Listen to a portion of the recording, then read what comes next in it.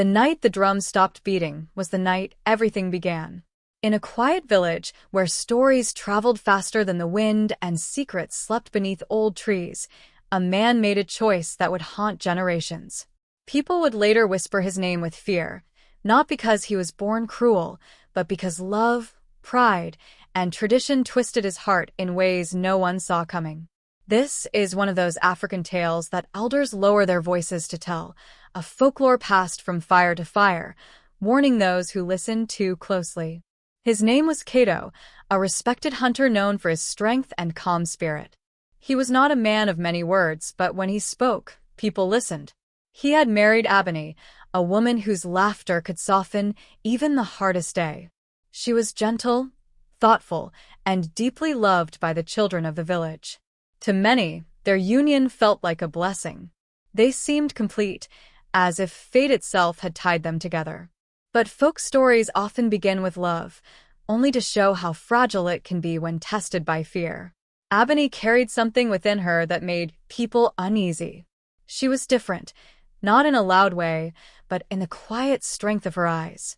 She dreamed deeply and often spoke of things before they happened. When she said rain would fall, clouds gathered. When she warned of sickness, someone fell ill days later. At first, the villagers laughed it off, calling it coincidence. But as time passed, coincidence began to feel like something else. In many African folklores, what people do not understand quickly becomes something they fear. Cato noticed the stares. He heard the whispers when Abony walked past the market. Women pulled their children closer. Men exchanged looks they thought he couldn't see.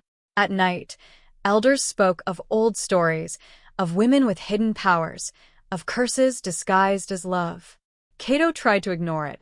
He trusted his wife. He loved her. But doubt is a quiet poison. It does not shout. It waits. Then misfortune came to the village. Crops dried up early. Livestock grew sick. A child collapsed without warning. The elders gathered under the ancient baobab tree, searching for answers. In African tales, when reason fails, tradition steps in. Someone spoke Abony's name, softly at first, then louder. They said her dreams were not gifts but signs. They said her presence brought imbalance. And slowly, eyes turned toward Cato. Cato stood between his wife and the crowd, his heart heavy. He felt torn apart, pulled by love on one side and duty on the other. In many folk stories, the greatest battles are not fought with weapons, but inside the human heart. The elders warned him. They said if he did nothing, the village would suffer more. They reminded him of his responsibility as a man, a husband, a son of the land. Fear wrapped itself around his thoughts like a tightrope. Abony sensed the change before he spoke a word. She saw it in how Cato avoided her eyes, how silence replaced their late-night talks. One evening, as the sun sank low and painted the sky red, she asked him if he still believed in her. Her voice was calm, but her eyes searched his face. Cato wanted to say yes. He wanted to hold her and promise safety. But the weight of the village pressed on his chest, and his voice failed him. That night, Abony shared a dream that chilled his blood. She said she saw darkness covering the land, and she was standing alone beneath it. She warned him that fear would push him toward a choice he could never undo. Cato snapped at her, telling her to stop speaking in riddles. The pain in her eyes was sharper than any blade. Sometimes, the most heartbreaking moments in African folk tales are not loud, but quiet like this. By morning, the elders returned. They spoke of an old ritual meant to restore balance, a tradition buried deep in history. They said it was the only way. Cato felt trapped. If he refused, he would be cast out. If he obeyed, he would lose the woman he loved. He told himself he was doing it for the greater good, that sacrifice was part of life. But deep down, something screamed that this path was wrong. Abony did not cry when she understood what was happening. She looked at Cato with sadness, not anger. She told him love without trust was more dangerous than any curse. She reminded him that folklores often forget the pain of the innocent. Her words lingered in the air, heavy and unforgettable. Even as fear ruled his actions, a part of Cato knew the truth. The The village prepared in silence. No songs. No drums. Only the sound of wind moving through dry leaves. Children were kept indoors. Women prayed quietly. This was not celebration. It was something darker, something people would never speak of openly again. In many African tales, moments like this mark the turning point, where fate seals itself. As the sun dipped below the horizon, Cato stood at the edge of the forest, hands trembling, heart breaking. Abony's final words echoed in his mind, a warning wrapped in love. The earth beneath his feet felt heavy, as if it already knew what was about to happen. And just as he took a step forward, doubt rushed through him like fire. Was this truly the will of the ancestors, or the result of fear dressed as tradition? Would the land be saved, or would this act awaken something far worse? Cato paused, torn between belief and regret, standing on the edge of a decision that would follow him forever. And as the night closed in and the forest fell silent, one question remained unanswered, hanging in the darkness like a breath held too long. What happens when love is buried by fear, and can the truth ever stay hidden beneath the ground? The forest seemed to breathe around Cato as he stood frozen, the weight of every eye and every unspoken expectation pressing down on him. Memories began to surface, moments from before fear took root in his heart. He remembered when he first met Abony near the river, her feet bare in the water as she sang softly to herself. She had looked up and smiled at him, as if she already knew his soul. Back then, life felt simple. Love did not come with conditions or warnings whispered behind closed doors. Cato had grown up hearing African folk tales from his grandmother, stories about spirits, destiny, and the price of betrayal. She always told him that the land listened, that the earth remembered every act done upon it. As a boy, he thought those were just stories meant to scare children into obedience. Now, standing in the same land as a grown man, those old words returned with unsettling clarity. Folklores were no longer distant stories. They were shaping his reality. Abony's past also lingered in the shadows. She had come from a neighboring village that no longer existed, swallowed by time and forgotten conflicts. People rarely spoke of it, but rumors said sickness and division had torn it apart. Abony never shared much about her childhood, only that she learned to listen more than she spoke. She said silence taught her things noise never could. That quiet wisdom was part of what drew Cato to her, yet it was also what made others uneasy. As their marriage settled into daily life, small signs began to appear, things Cato once ignored. Abony would wake suddenly at night, her breath shallow, eyes wide as if she had seen something terrible. She would sit outside until dawn, watching the stars fade. When Cato asked, she would say the dreams were heavy, filled with voices she could not always understand. African tales often speak of dreams as bridges between worlds, but Cato never imagined those stories would touch his home. The elders, especially old Musa, seemed to know more than they revealed. Musa had lived through droughts, wars, and loss. His voice carried authority shaped by years of survival. When he spoke of balance and sacrifice, people listened, but there was something guarded in his eyes when he looked at Abony, as if he recognized something familiar. Cato wondered if the old man feared her or feared what she represented. Days before the gathering under the baobab tree, Cato overheard fragments of conversation. Women spoke of shadows moving strangely at dusk. Hunters claimed the forest felt restless. These were the kinds of signs often mentioned in African folklore, signals that something unseen was stirring. Fear spread quietly, feeding on uncertainty. And fear, once planted, grows fast. Abony tried to continue life as normal. She cooked, cleaned, and smiled when spoken to, but Cato noticed her laughter no longer reached her eyes.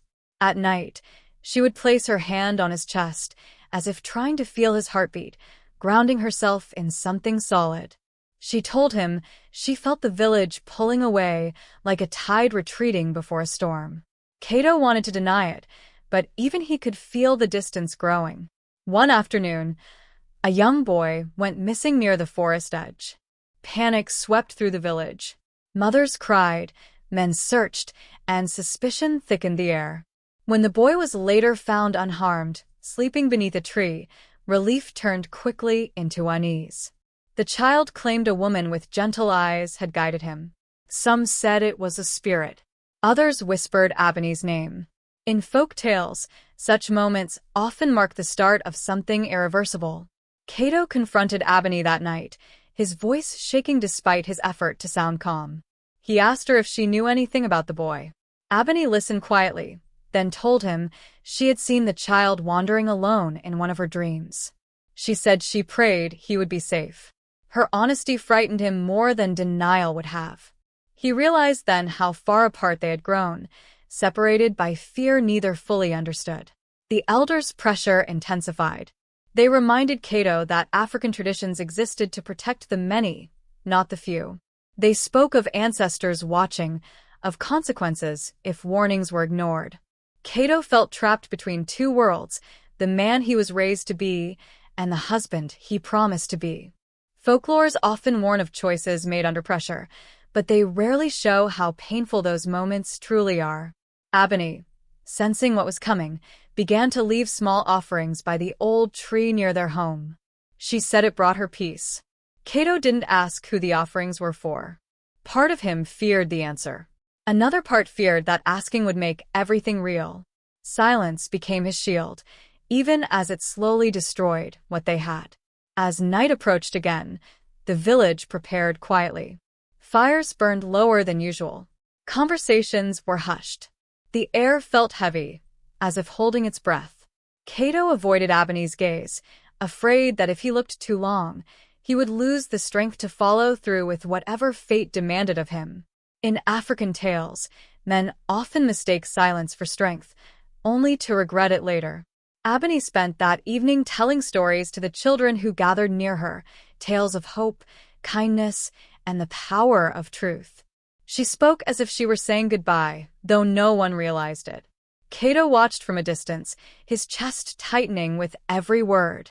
He wondered if the children would remember her voice or only the rumors that followed. As darkness settled in, the forest seemed closer than ever, its shadows stretching toward the village.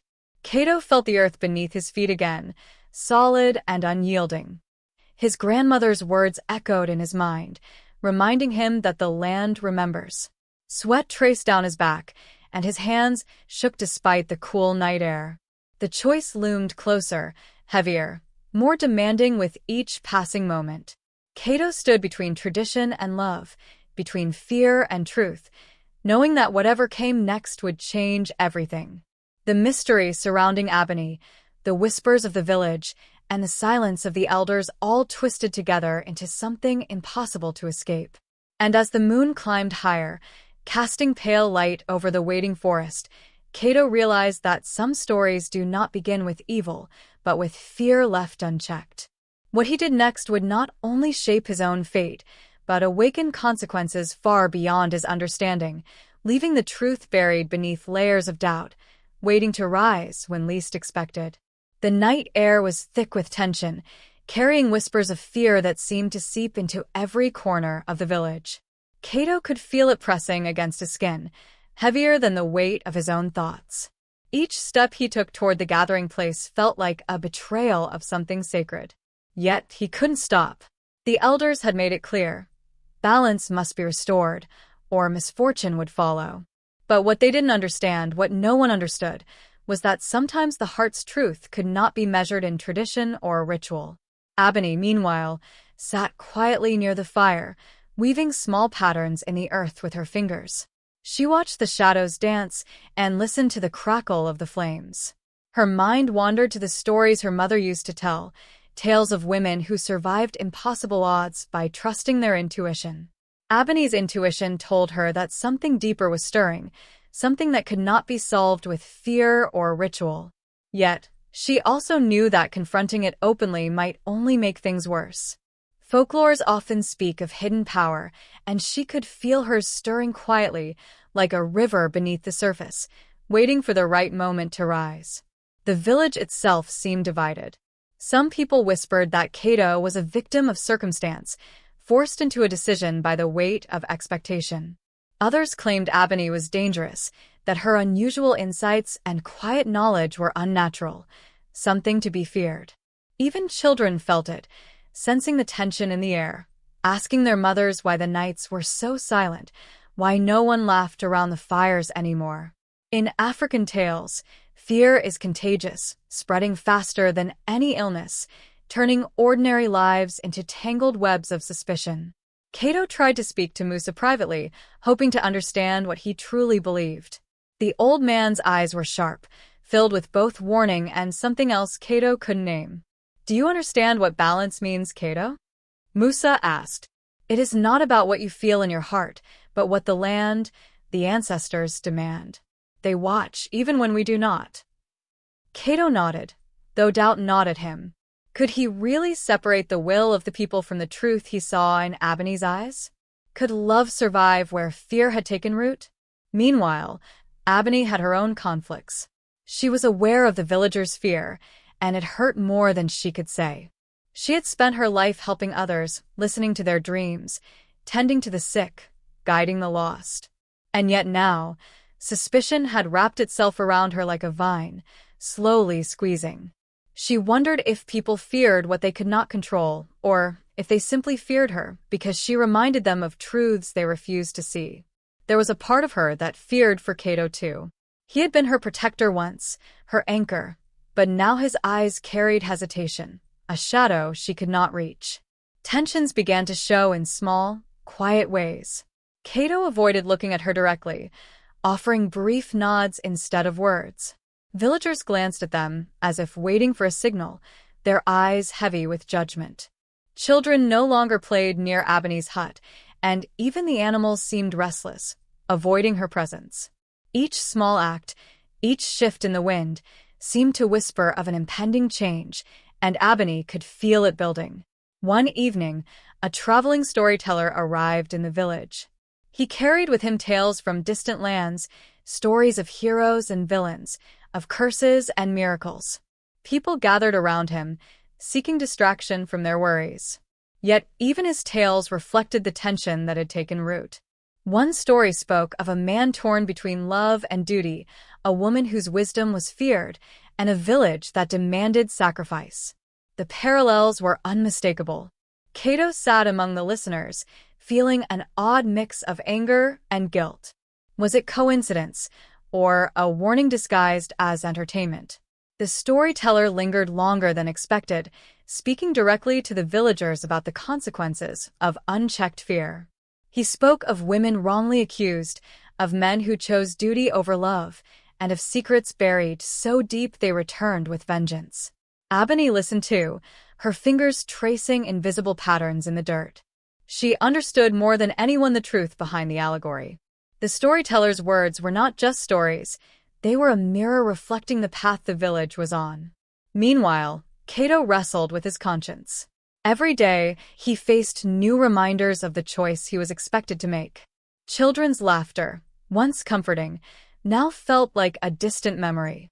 The fields, once lush and green, seemed to wilt faster with each passing day. He thought he saw shadows moving near Ebony's hut at night, though no one else did.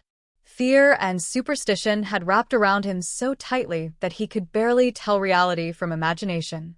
In African folklores, such moments often mark the beginning of the fall, when choices made in haste have long-lasting consequences. The elders, sensing hesitation, grew impatient. They began speaking in louder tones, reminding Cato that hesitation could bring disaster. "The ancestors will not wait," one elder said. "The land cries for justice, for balance." Cato nodded, but his mind remained unsettled. He wanted to believe in the righteousness of his actions, but every time he looked at Ebony, every time he remembered her laughter and kindness, doubt gnawed at him. Ebony, on her part, began preparing in subtle ways. She gathered herbs, spoke quietly to the spirits, and left messages in the form of small tokens around the village. She was not afraid of death, but she feared the cost of Cato's choice, the way fear could twist a man's heart, turning love into something unrecognizable. She whispered to the children, teaching them songs and stories that would protect them, if nothing else. In African tales, Wisdom often survives when bravery is silent, and Abony embodied that quiet courage.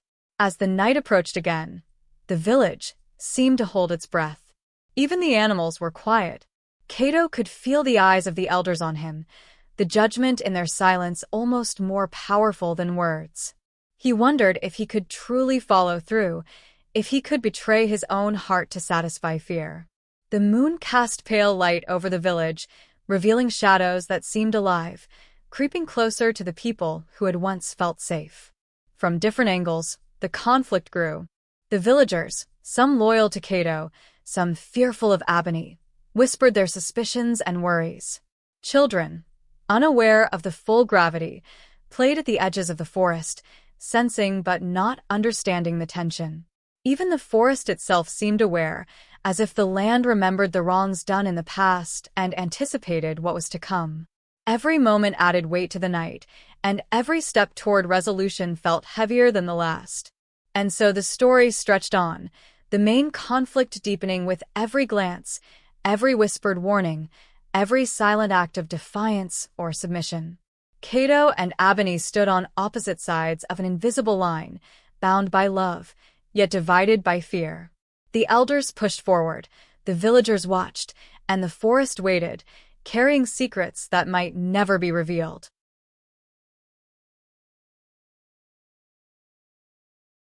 In African folklores, it is said that the earth remembers what humans try to bury, that silence can be louder than screams, and that love tested by fear becomes the strongest kind, or the deadliest. And as the moon reached its peak, the village remained on the edge of a choice that could not be undone, leaving every heart uncertain, every mind questioning, and every soul bracing for the moment when the true consequences of fear and tradition would rise to the surface. The village was quieter than it had been in months, the silence pressing down like a heavy fog. Even the wind seemed to have stopped, holding its breath as though it, too, feared what was about to unfold. Cato walked slowly toward the clearing where the elders had chosen the place of ritual. Every step felt heavier than the last, his heart hammering against his ribs. The shadows of the baobab trees stretched long, reaching for him like hands trying to pull him back, warning him of the path he was forced to walk. Abony followed behind, her bare feet brushing the dirt softly, careful not to disturb the earth. She carried herself with a calm that belied the storm inside her. She had always known that this night would come, though she never imagined it would feel so suffocating. Her eyes scanned the villagers, their faces tense, expectant, fearful. Some looked at her with suspicion, others with pity, but every gaze carried the same unspoken question. Would she survive this night? Cato tried to focus, but memories of their life together clouded his mind. He saw her smile on the riverbank, heard her laughter echoing in their home, felt the warmth of her hand in his. Each memory clawed at him, making the choice feel impossible. The elders' voices rang in his ears, a harsh reminder of duty and tradition, yet each word felt increasingly distant, less real than the pulse of fear that ran through him. In African tales, the tension between duty and love is often where the most powerful stories live, and Cato felt himself trapped in that exact moment. Around the clearing, villagers whispered among themselves, glances darting between Cato and Abony. Children huddled close to their mothers, sensing more than they could understand. Some elders muttered prayers under their breath, invoking protection for the village and the ritual's success. The air seemed to vibrate with anticipation, as if the land itself were aware of the choice being made in its midst. Even the animals, normally restless at night, were unnervingly still, hiding in the shadows, their eyes reflecting the pale moonlight. Abony stopped suddenly, raising her hand to signal Cato. She wanted him to hear her words, to remember who he was, not just the role fear demanded of him. Cato, she whispered, her voice barely audible over the crackle of distant fires. Remember us. Remember that fear is not stronger than love. The land, the ancestors, they do not need this. We can find another way. Cato froze, torn between two realities. The eyes of the elders were on him, accusing and demanding, yet Abony's gaze anchored him, reminding him of a truth that had been buried beneath fear for too long. His hands trembled as he reached for hers, but even that simple act felt heavy with consequence. In African folklore, moments like these are where destiny teeters on a knife's edge.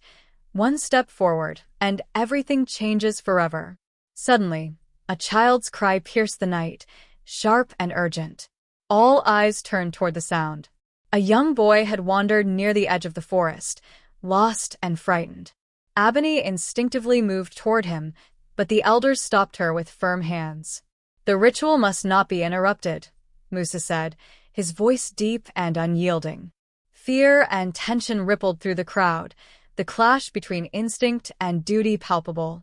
Cato watched as Ebony's calm cracked for a moment, a flicker of worry passing over her face. The villagers began forming a circle around the chosen site, chanting softly, their voices weaving together into a low, vibrating hum. Each chant felt like it pushed Cato closer to the edge, forcing him to confront the choice he had been avoiding. Sweat rolled down his back as he glanced at Ebony, her expression serene but her eyes heavy with knowing. He wanted to defy the ritual, to run, to protect her, but the pressure of tradition pressed down with the weight of generations. Ebony, sensing the rising tension, took a deep breath. She whispered under her breath, words of protection and truth, calling on the spirits of the land she had always respected. She knew that the forest, the ancestors, and even the village itself were all listening. Her calm defiance was a silent rebellion, a thread of hope woven into the night's fear. In African folklores, the power of words, spoken with intention and courage, can shape outcomes more than any blade or fire. As Cato moved closer to Ebony, the ground beneath their feet seemed to pulse, as though the earth were responding to the rising tension. The elders raised their hands, signaling the beginning of the ritual. A hush fell over the crowd, the only sound the low chant and the distant rustle of the forest. Every heart in the village beat faster, trapped between anticipation and dread. Cato felt his chest tighten, each inhale a struggle, each step a battle between love and obedience. A sudden gust of wind swept through the clearing, scattering ash and dry leaves. The villagers shivered as if sensing an unseen presence among them. Ebony's hair lifted in the air, and her eyes widened, reflecting something beyond the moonlight. She whispered something inaudible to Cato, her voice trembling slightly, yet filled with certainty. "They cannot force this. Not if we remember who we are." Cato looked around, seeing the fear in the villagers' eyes and the unflinching expectation of the elders. He realized the depth of the conflict. This was not just about tradition or superstition. It was about control, about power over life, about fear masquerading as wisdom. Yet, even as doubt gnawed at him, he could feel the weight of everyone watching, waiting, expecting him to act. The chanting grew louder, the circle tightening, the shadows longer. Ebony's presence felt like a calm in the eye of a storm, yet the storm raged on around them. Cato's mind raced, imagining every possible outcome, every consequence. He wanted to step back, to defy the elders, to protect her, but the fear of shame, of blame, of disaster, pressed him forward. And then, just as the ritual was about to begin in earnest, the earth beneath their feet trembled. A low, almost imperceptible vibration, yet enough to make the crowd gasp. The firelight flickered wildly, casting erratic shadows over the tense faces of the villagers. Ebony's eyes glowed faintly in the moonlight, her hands raised slightly, as if sensing something beyond human understanding.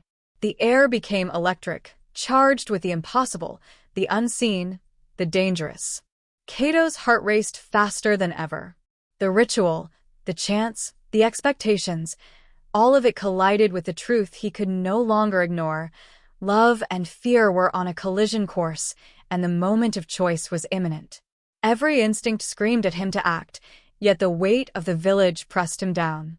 The shadows of the forest seemed to lean closer, waiting, watching, as if the land itself were holding its breath. And in that charged silence, with the moon casting its pale light over the tense circle, Cato and Ebony stood on the edge of destiny. Every heartbeat, Every whisper, every rustle of leaves carried the promise of consequences beyond understanding. The story of love, fear, and tradition had reached its most fragile point, the moment before the storm breaks, before truth and choice collide. Every eye in the village waited, every soul suspended in anticipation, as the climax of this African tale drew near, ready to shatter the calm of the night forever. Just as Cato's mind raced, trying to reconcile love with duty, a strange sound cut through the tense silence. It was soft at first, almost like a whisper carried on the wind, but then it grew louder, a rhythmic thumping, like footsteps not belonging to anyone in the village. Heads turned toward the forest's edge, and even the elders faltered, their chants momentarily broken. The children clung to their mothers, wide-eyed, sensing something unseen and dangerous. Ebony's eyes widened, and for the first time, fear flickered across her calm expression. "They're coming," she whispered to Cato, though the words were lost in the sudden roar of the wind. The villagers murmured, unsure if she spoke of spirits or intruders. But Cato saw it too, a shadow moving through the trees, unnatural in its silence, yet purposeful in its approach. African folklores often warn that the forest keeps secrets, and tonight, it seemed one of those secrets had stepped forward. Moose's voice rose above the panic. "It is not the forest that threatens us, but the choices we make," he said, trying to steady the crowd. Yet even he did not sound convinced. The elders huddled closer, their authority shaken by the presence of this unknown force. Cato's hands trembled, and he glanced at Ebony, whose composure was slipping just enough to reveal the depth of what she knew and feared. The figure emerged fully from the shadows. It was a stranger, a man whose face was hidden beneath a hood, but whose presence carried an authority that rivaled even the elders. He walked with a steady, deliberate pace toward the circle, unafraid of the villagers' watchful eyes. Cato's chest tightened. Who was this person? What did he want? In African tales, unexpected visitors often appear at turning points, bringing new challenges or secrets that change the course of events entirely. "Stop this ritual," the stranger called out, his voice echoing through the clearing. It was deep, commanding, and impossible to ignore. The villagers froze, unsure if they should obey the elders or listen to this mysterious intruder. Cato felt every eye in the village turn toward him, waiting for a reaction. The tension, already unbearable, tightened like a rope around his chest. Ebony stepped forward, her voice shaking but firm. "Who are you?" she demanded, her hand brushing lightly against Cato's arm. The stranger lifted his hood, revealing a scar across his face and eyes that seemed to see through the night itself. "I am here to tell you the truth," he said. "This ritual you prepare, it will not save the village. It will awaken something far worse." Gasps rippled through the crowd. The elders exchanged nervous glances. Cato's mind raced. How could this stranger know? Was he a sorcerer, a messenger, or a threat? The forest seemed to respond to the tension, leaves rustling violently as though whispering warnings no one could hear. Ebony's hand tightened on his arm. She knew, from the depths of her intuition, that the stranger's words carried weight, yet even she could not see the full picture. The stranger moved closer, and Cato noticed the object he carried, a small, carved wooden box, covered in intricate symbols. He held it high, as if it were evidence or a weapon. "Inside this box lies the truth about Ebony," the stranger said, "about what she carries and why the land reacts to her presence. If you continue, you risk not just her life, but the life of the entire village." Whispers erupted, fear and disbelief spreading faster than fire. Some villagers began to step back, unsure of whom to trust. Children whimpered, sensing the rising danger, and even the animals scattered into the shadows. Cato's heart pounded louder than the stranger's footsteps, and he felt an icy grip around his chest. The choice he had been struggling with suddenly became more complex.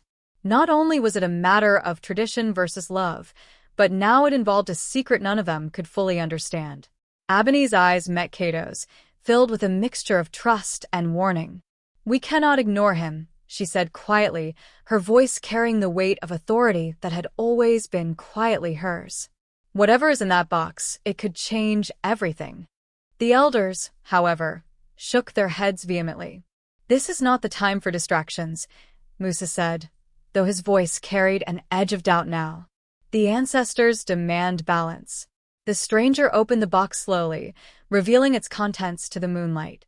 Cato's stomach twisted at the sight, though the villagers could not yet comprehend it fully. Inside were old artifacts, bones, and symbols tied to forgotten rituals that predated the village itself. "Abony's family," the stranger said, "was marked long ago. What you call imbalance is part of a larger story, a story that has been waiting for this moment. And now, by forcing this ritual, you risk awakening what should have stayed buried." Fear erupted into chaos. Some villagers shouted, others knelt in prayer. Cato felt the weight of the moment crushing him from all sides. Abony's calm resolve clashed with the villagers' panic, and Cato realized that no matter what he did, someone would be hurt. The forest seemed alive now, the shadows moving in ways they had never before, stretching toward the village, as if aware of the rising conflict. The stranger's words continued to echo, forcing Cato to confront the true stakes. This was no longer about fear or even tradition, it was about survival, about uncovering a hidden truth that could destroy everything if ignored. Abony's life, the village's fate, the balance of the land itself, all hung in precarious tension. In African folklore, such moments are the turning point, where choices ripple outward, creating consequences that no one can predict. Cato's mind spun. He wanted to believe the ritual could protect them, wanted to obey the elders, but the stranger's warning planted a seed of doubt that could not be ignored. Abony's hand gripped his tighter, anchoring him to reality even as the forest and the night seemed to twist around them. Every instinct screamed to act, yet every step felt paralyzed by fear. And as the moon reached its highest point, casting long, pale shadows over the trembling village, the second twist settled over everyone like a storm cloud. The ritual might not just fail, it might unleash something ancient, something the village could never contain. Cato, Abony, and the villagers were trapped in a moment where every choice carried unimaginable risk, every heartbeat counting down to a climax none of them could yet imagine. The night held its breath, the forest watched, and the story of love, fear, and tradition was about to tip toward the unknown. The forest seemed to hold its breath as Cato stepped forward, the stranger's words burning in his mind. The box of secrets lay between him and Abony, its presence a stark reminder of the weight of choices and the danger of fear unchecked. The villagers watched, frozen, sensing that the moment had come, the moment where love, duty, and truth collided. Cato looked at Abony, her calm gaze meeting his, and for the first time in weeks, he saw a clarity that cut through the haze of tradition and fear. He dropped to his knees in front of her, ignoring the gasps of the villagers. "I've been blind," he whispered, voice trembling. "I let fear guide my heart instead of trust. I cannot, will not, let this happen to you." The elders' faces turned pale, and even Musa's lips parted in shock. Cato's hands trembled, but his eyes were firm as he took Abony's hands in his own. The choice was clear, love and truth over superstition and fear. Abony's fingers entwined with his, and together they turned toward the stranger. "Show us the truth," she said. "Tell us everything." The stranger nodded, relief flickering across his scarred face. He opened the box fully, revealing the artifacts and bones in detail, explaining their history. Abony's ancestors had been guardians of knowledge, misunderstood and feared by earlier generations. The rituals the elders followed were based on half-truths and fear, not on wisdom or balance. The imbalance the village feared was never caused by Abony. It was the fear itself, passed down like a shadow over generations. The villagers murmured, confusion and shame spreading among them. Some tried to deny it, clinging to old beliefs, while others fell to their knees, begging forgiveness. The forest around them seemed to exhale, the tension easing, though the air remained thick with awe and uncertainty. Cato stood tall now, protecting Abony not just with his strength, but with the courage of a man who chose love over fear.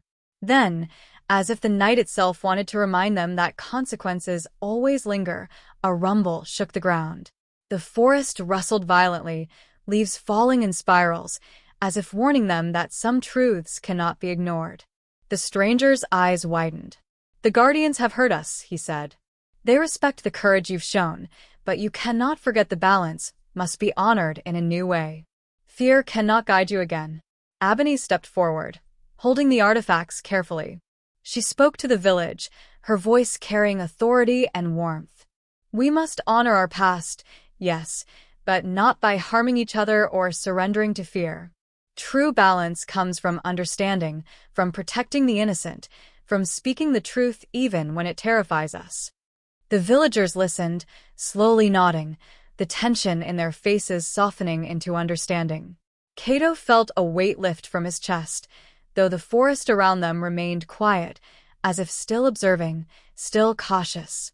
He realized that the real danger had never been Abony, nor the ritual, but the fear that could blind even the strongest hearts. The village had survived not just because of tradition, but because of courage, love, and the willingness to confront the unknown.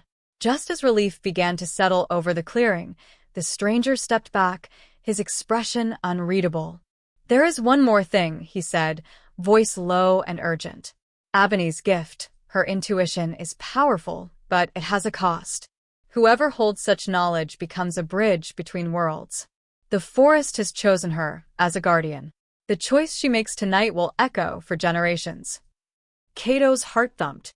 He looked at Abony, realizing that even now, the story was not over. This was not just about surviving fear or defying tradition. It was about responsibility, legacy, and the unseen forces that shaped their world. Abony met his gaze, calm yet resolute, her hand tightening on his. "I will not hide," she said softly, yet with the strength of 1,000 voices. "I will guide, but I will not harm. I will honor the balance in truth, not in fear." The stranger nodded once, stepping back into the shadows, leaving the box behind. The villagers, though shaken, began to whisper words of acceptance and respect. They realized that what they had feared for so long was never a curse. It was a misunderstanding, a story warped by time and superstition. Cato and Abony stood together, united, their love no longer threatened by the shadows of the past, their hearts aligned against fear. But just as the night seemed to calm, a sudden, piercing cry echoed from deep within the forest, a sound that was neither human nor animal. The villagers froze, eyes wide, whispering prayers. Cato held Abony tightly, sensing that the forest was not finished with them yet. The guardian spirits were watching, testing their courage, their trust, and their resolve. Abony's gaze softened, but her eyes held something new, a recognition that the journey was only beginning. "The night is not over," she said quietly. "Balance is not just surviving. It is living with truth, even when it scares us. We must be ready for what comes next." Cato nodded, heart racing, knowing that while the immediate danger had passed, the story of love, fear, and power in their village would continue, shaped by choices that had only just begun to unfold. The forest around them shifted once more, shadows dancing under the pale moonlight, leaving the village with a chilling reminder. Some secrets cannot be buried, some truths demand courage, and some tales, especially African folklores, live on far beyond the night. The first light of dawn broke through the forest canopy, spilling golden rays over the village and chasing away the shadows that had clung so tightly the night before.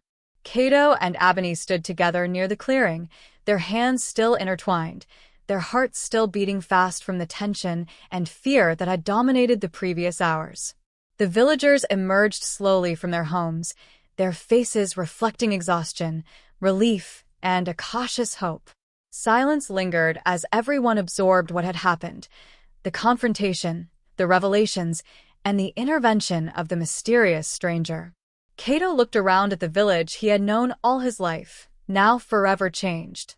The elders, including Musa, were gathered near the baobab tree, faces solemn yet thoughtful. They no longer carried the harshness of unquestioned authority. Instead, there was a quiet reflection in their eyes, an understanding that tradition was not infallible, that fear could twist even the strongest minds. Musa approached Cato slowly, placing a hand on his shoulder. "You have shown bravery, Cato," he said. "Not just in protecting Abney, but in facing the truth that many could not. The village will remember this." Abney turned to the villagers, her calm voice carrying across the clearing. "The fear that has guided us for generations has caused more harm than the unknown ever could. We must learn to live with truth, to respect each other, and to honor the gifts that each of us carries. Balance is not found in punishment or sacrifice, it is found in understanding." Her words were met with nods and murmurs of agreement. Even those who had doubted her could feel the wisdom in her voice. African folklores often teach that courage and truth illuminate paths that fear cannot, and Abney embodied that lesson fully. Over the next hours, the villagers worked together to repair what had been unsettled by fear and tension. Crops were tended to with renewed care, children returned to play near the edges of the forest, and families gathered to share meals once again. The strange artifacts from the stranger's box were placed in a safe area near the baobab tree, not as instruments of fear, but as reminders of the past and the lessons learned. Cato and Abney helped guide these efforts, teaching the villagers that love and knowledge must coexist with respect for tradition. As the day progressed, Cato finally felt a weight lift from his chest. The guilt and doubt that had haunted him melted slowly, replaced by a quiet certainty. He understood now that bravery was not measured by obedience to fear, but by the courage to choose love and truth even when the consequences were unknown. He looked at Abney, and she smiled softly, a smile that reached her eyes this time, full of warmth and trust. Their bond had been tested in ways neither could have imagined, yet it had emerged stronger, tempered by the fires of fear and wisdom. Abney took time to speak with the children, telling them stories not of curses and punishment, but of strength, courage, and the importance of listening to their hearts. She reminded them that their ancestors' stories were lessons, not commands, and that understanding was more powerful than blind obedience. Cato watched, pride swelling in his chest, knowing that these lessons would shape the next generation, teaching them that fear should never dictate actions and love should never be ignored. The stranger who had disrupted the ritual remained nearby for a time, observing quietly. When Cato and Abney approached him, he nodded solemnly. "The village has a long road ahead, but tonight showed that courage and love can prevail," he said. "Remember, balance is maintained not through fear, but through respect and truth. Your choices tonight have given the land hope again." Then, as mysteriously as he had appeared, he disappeared into the forest, leaving the villagers with a sense of awe and gratitude.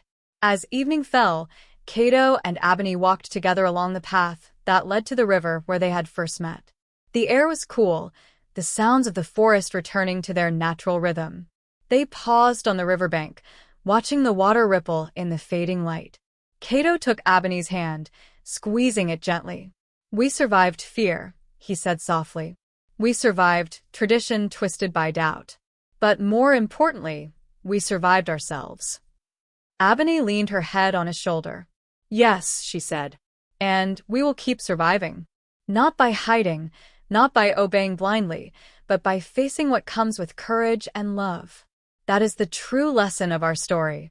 Her words resonated not just for them, but for the village as a whole, a lesson that would be remembered in songs, in stories, and in whispers around future fires.